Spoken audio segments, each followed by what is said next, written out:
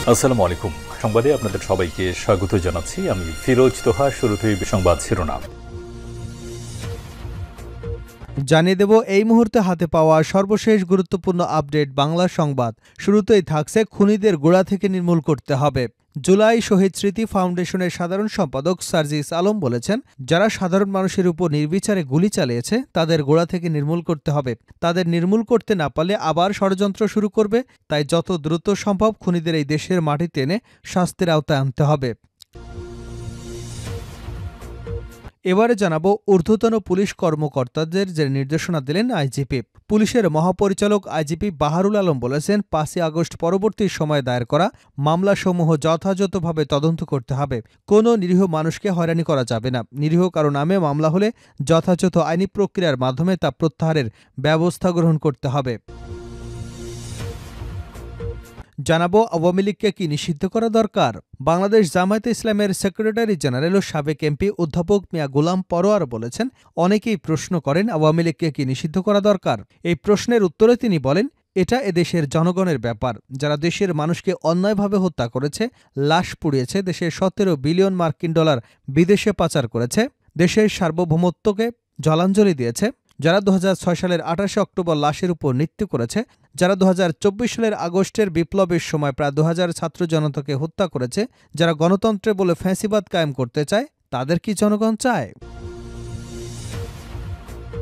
এবারে থাকছে পর্যায়ক্রমে গায়েবী মামলা প্রত্যাহার করাবো তারেক রহমান। আওয়ামী সরকারের আমলে নেতাকর্মীদের নামে দায়ের করা গায়েবী মামলা পর্যায়ক্রমে প্রত্যাহার করাবেন বলে জানিয়েছেন বিএনপির ভারপ্রাপ্ত চেয়ারম্যান তারেক রহমান। বিষয়টি নিয়ে অন্তর্বর্তী সরকারের সঙ্গে কথা বলেছেন বলেও নেতাকর্মীদের আশ্বস্ত করেছেন তিনি। এদিকে ৮ দফা অবিলম্বে বাস্তবায়নের দাবি ঐক্য পরিষদের। ধর্মীয় সংখ্যালঘুদের ৮ দফা অনতিবিলম্বে বাস্তবায়ন সহ চলমান সাম্প্রদায়িক সহিংসতা বন্ধ এবং দোষীদের গ্রেপ্তার করে বিচারের আওতায় আনার দাবি জানিয়েছে বাংলাদেশ হিন্দু বৌদ্ধ খ্রিস্টান ঐক্য পরিষদ। বিকেলে জাতীয় প্রেসক্লাবের সামনে এক বিক্ষোভ মিছিল পূর্ব জমায়েতে সভাপতি অধ্যাপক ড নিমচন্দ্র ভৌমিক এবং ভারপ্রাপ্ত সাধারণ সম্পাদক মণিচন্দ্র কুমার নাথ এ দাবি করেছেন।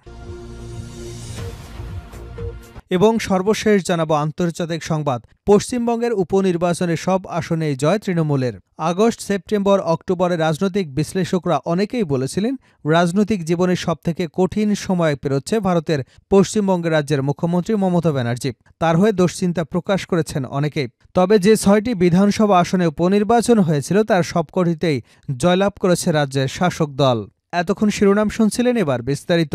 প্রিয় দর্শক, আপনি যদি এই চ্যানেলে নতুন হয়ে থাকেন, ভিডিওটি দেখতে দেখতে চ্যানেলটি সাবস্ক্রাইব করে আমাদের সঙ্গে থাকুন। আর এই ভিডিও সম্পর্কে আপনি আপনার মূল্যবান মতামতটি কমেন্ট বক্সে জানিয়ে দিন। আর হ্যাঁ প্রিয় দর্শক, জানিয়ে দিন ভিডিওটি কোথা থেকে দেখছেন।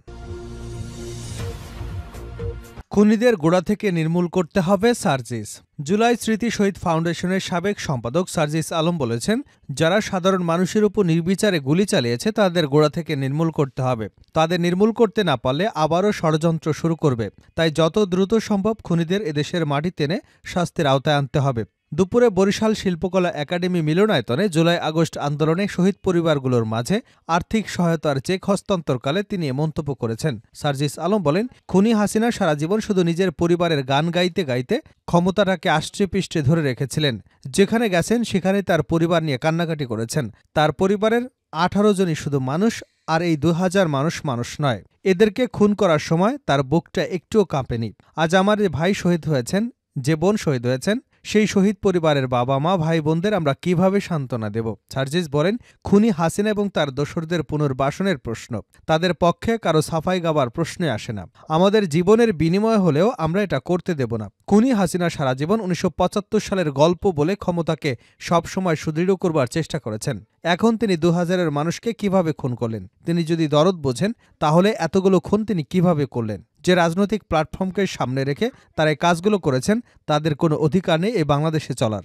তিনি আরও বলেন, আমরা আমাদের জায়গা থেকে সব ভুলে যাই। ওই ১৬ বছর ভুলে গেছি, আমরা ওই ৩৬ দিন ভুলে গেছি। এখন আমরা নতুন কিছু নিয়ে আছি। কিন্তু এই জবাব খুনি হাসিনাকে দিতে হবে। খুনি হাসিনার দোসরদের জবাব দিতে হবে। আর এই বিষয়গুলো সমাধান না হওয়া পর্যন্ত, একটি যৌক্তিক বিচার না হওয়া পর্যন্ত এই বাংলাদেশে তাদের পুনর্বাসনের কথা যারা বলে, আমরা মনে করি খুনি হাসিনার মতো তারাও আরেক ধরনের ক্ষমতা পিপাসু লোভী। এই বাংলাদেশে তাদের বিচার হবার প্রশ্নে তাদের একটা কথা হওয়া উচিত। যাদেরকে পুনর্বাসনের প্রশ্নে তাদের পক্ষে কারো সাফাই গাবার প্রশ্নে আসে না। আমরা এটা আমাদের জীবনের বিনিময়ে হলেও করতে দেব না। ঊর্ধ্বতন পুলিশ কর্মকর্তাদের যে নির্দেশনা দিলেন আইজিপি। পুলিশের মহাপরিচালক বাহারুল আলম বলেছেন, ৫ই অগাস্ট পরবর্তী সময়ে দায়ের করা মামলাসমূহ যথাযথভাবে তদন্ত করতে হবে। কোনো নিরীহ মানুষকে হয়রানি করা যাবে না। নিরীহ কারণ নামে মামলা হলেও যথাযথ আইন প্রক্রিয়ার মাধ্যমে তা প্রত্যাহারের ব্যবস্থা গ্রহণ করতে হবে। সকালে পুলিশ হেডকোয়ার্টার্সে দেশের সার্বিক আইনশৃঙ্খলা এবং নিরাপত্তা সংক্রান্ত মত বিনিময় সভায় সভাপতিত্বকালে মাঠ পর্যায়ে ঊর্ধ্বতন পুলিশ কর্মকর্তাদের এ নির্দেশনা দেন। আইজিপি পুলিশ সদস্যদের মনোবল বাড়াতে metropolitan police commissioner, range DIG এবং জেলার পুলিশ সুপারদের ফোর্সের সঙ্গে মত বিনিময় করার জন্য নির্দেশনা প্রদান করেন। তিনি বলেন, কোনো পুলিশ সদস্যকে অযথা ভিক্টিমাইজ করা যাবে না। জনগণের সঙ্গে জনসংযোগ বাড়ানোর জন্য মাঠ পর্যায়ে পুলিশ কর্মকর্তাদের নির্দেশনা দিয়ে আইজিপি বলেন, পুলিশকে জনগণের কাছে যেতে হবে, তাদের সমস্যা বা অভিযোগ শুনতে হবে এবং তদনুযায়ী আইনগত ব্যবস্থা গ্রহণ করতে হবে। বাহারুল আলম বলেন, বর্তমান পরিস্থিতিতে জনগণের প্রত্যাশা অনেক। কোনো অনাকাঙ্ক্ষিত পরিস্থিতির উদ্ভব হলে তা মোকাবেলায় পুলিশকে ধৈর্যের সঙ্গে বলিষ্ঠ ভূমিকা পালন করতে হবে। পুলিশের লুণ্ঠিত অস্ত্র উদ্ধার কার্যক্রম আরও জোরদার করতে হবে।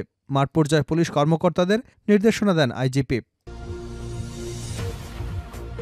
আওয়ামী লীগকে কি নিষিদ্ধ করা দরকার? বাংলাদেশ জামায়াতে ইসলামের সেক্রেটারি জেনারেল সাবেক এমপি অধ্যাপক মিয়া গোলাম পরোয়ার বলেছেন, অনেকেই প্রশ্ন করেন আওয়ামী লীগকে কি নিষিদ্ধ করা দরকার। শনিবার সকালে বাংলাদেশ জামায়াতে ইসলামের মানিকগঞ্জ জেলা শাখা কর্তৃক আয়োজিত স্থানীয় সরকারি উচ্চ বিদ্যালয় মাঠে কর্মী সম্মেলনে প্রধান অতিথির বক্তব্যে এসব কথা বলেন।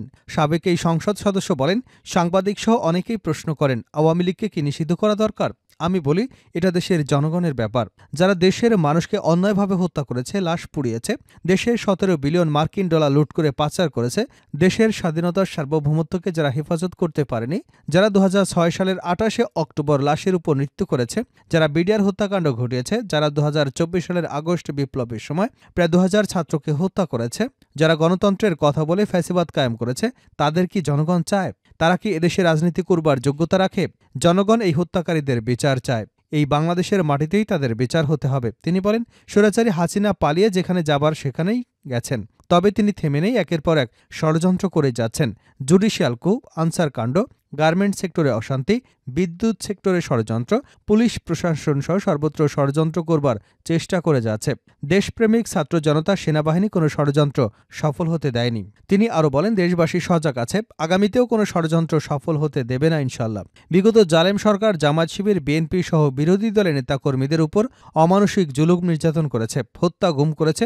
এ সময় ফ্যাসিস্টদের সরকারের পতনের জন্য যারা আন্দোলন করেছে, তাদের একসাথে থাকতে হবে। সকলকে ঐক্যবদ্ধভাবে নির্বাচন করলে আওয়ামী লীগের কবর রচনা হবে ইনশাল্লাহ। গোলাম পরোয়ার বলেন, বিগত ১৫ বছরে বিসিএস পরীক্ষাসহ সকল ক্ষেত্রে দুর্নীতি করে আওয়ামী ক্যাডারের বিভিন্ন সেক্টরে চাকরি দেওয়া হয়েছে। আমরা সচিবালয়ে গেলে এখনও আওয়ামী লীগের দুর্গন্ধ পাই। দেশের সকল গুরুত্বপূর্ণ স্থানে ফ্যাসিবাদের দোসররা বসে আছে।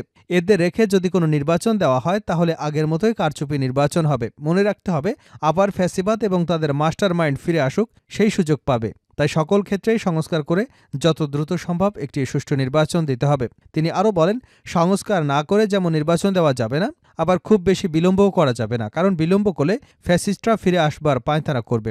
সম্ভব হলে আগামী ডিসেম্বরের পরে নির্বাচনের একটি রোডম্যাপ ঘোষণা করুন। তবে বেশি তাড়াহুড়ো করে কোনো মতে একটি নির্বাচন দিলে দেশের সকল অর্জন নষ্ট হয়ে যাবে। অবশ্যই সংস্কার করে যথাযথ দ্রুত সময়ের মধ্যেই নির্বাচনের ব্যবস্থা করতে হবে। ৮ দফা দাবি অবিলম্বে বাস্তবায়নের দাবি ঐক্য পরিষদের। ধর্মীয় সংখ্যালঘুদের ৮ দফা অনতিবিলম্বে বাস্তবায়নসহ চলমান সাম্প্রদায়িক সহিংসতা বন্ধ, দোষীদের গ্রেপ্তার করে বিচারের আওতায় আনবার দাবি জানিয়েছে বাংলাদেশ হিন্দু বৌদ্ধ খ্রিস্টান ঐক্য পরিষদ। শনিবার বিকেলে জাতীয় প্রেস ক্লাবের সামনে এক বিক্ষোভ মিছিল পূর্ব জমায়েতে সংগঠনের অন্যতম সভাপতি অধ্যাপক ডক্টর নিমচন্দ্র ভৌমিক, অবসরপ্রাপ্ত সাধারণ সম্পাদক মনীন্দ্র কুমার নাথ এ দাবি করেছেন। সম্প্রতি অ্যাটর্নি জেনারেলের বক্তব্য, সংবিধান থেকে ধর্মনিরপেক্ষতা বাদ দেওয়া, কিশোরগঞ্জে হৃদয় রবি দাসকে হত্যা, চট্টগ্রামে হাজারী লাইনে সাম্প্রতিক হামলা, ধর্ম অবমাননার কথিত অভিযোগে সুনামগঞ্জে আটক আকাশ সিংহকে গ্রেপ্তার এবং মাদারীপুরের ডাসার উপজেলার শশীকর কলেজের অধ্যক্ষ দুর্লভান্ধুকে পদত্যাগে বাধ্য করা সহ নেত্রগঞ্জের মোহনগঞ্জে হিন্দু জমি জবরদখলের অপচেষ্টাকারীদের গ্রেপ্তারের দাবিতে বাংলাদেশ যুব ঐক্য পরিষদ ও বাংলাদেশ ছাত্র ঐক্য পরিষদের যৌথ উদ্যোগে এ কর্মসূচি পালিত হয়। কর্মসূচিতে বাংলাদেশের সংগঠিত সাম্প্রদায়িক সহিংসতাকে লঘু করে জাতীয় এবং আন্তর্জাতিক মহলে দেখানো হচ্ছে বলে অভিযোগ করে এই প্রবণতা গভীর উদ্বেগ প্রকাশ করে সংখ্যালঘু যুব ও ছাত্র ঐক্য পরিষদের নেতারা। শেষ করছে আন্তর্জাতিক সংবাদ দিয়ে। পশ্চিমবঙ্গে উপনির্বাচনে সব আসনে জয় তৃণমূলের। আগস্ট, সেপ্টেম্বর, অক্টোবর রাজনৈতিক বিশ্লেষকরা অনেকেই বলেছিলেন রাজনৈতিক জীবনের সবথেকে কঠিন সময় পেরোচ্ছে ভারতের পশ্চিমবঙ্গ রাজ্যের মুখ্যমন্ত্রী মমতা ব্যানার্জি। তার হয়ে দুশ্চিন্তা প্রকাশ করেছেন অনেকেই। ভাবনা ছিল আরজিকর ঘটনায় গণ আন্দোলন, তৃণমূল সরকারের বিরুদ্ধে মানুষের বিক্ষোভ, এর মাঝেই ছাড়িয়ে ৬ আসনের উপনির্বাচনে আসলে জয় দেবে রাজ্যের মানুষ, তৃণমূল সরকারকে আর চায় না। কেউ কেউ বলেন এই ৬ আসনের ভোট আদতে ২৬-এর ভোটের ট্রেলর। কিন্তু শনিবার গণনা শুরুর কয়েক ঘণ্টা পরেই ছবি এক প্রকার স্পষ্ট হয়ে যায়। এদিন সকাল থেকেই ভোট গণনা শুরু হতেই বোঝা যায় হাওয়া রয়েছে মমতা ব্যানার্জির দল তৃণমূল কংগ্রেসের দিকে। এমনকি যে মাদারিহাট নিয়ে এতদিন ধরে কাটাছেঁড়া চলেছে সেই আসনটি পর্যন্ত বিজেপির কাছ থেকে ছিনিয়ে নিয়েছে তৃণমূল। বস্তুত সেখানে প্রথমবার সাফল্য পেল তারা। ফলত যে ৬টি বিধানসভা আসনে উপনির্বাচন হয়েছিল সবকটিতেই জয়লাভ করেছে রাজ্যের শাসক দল।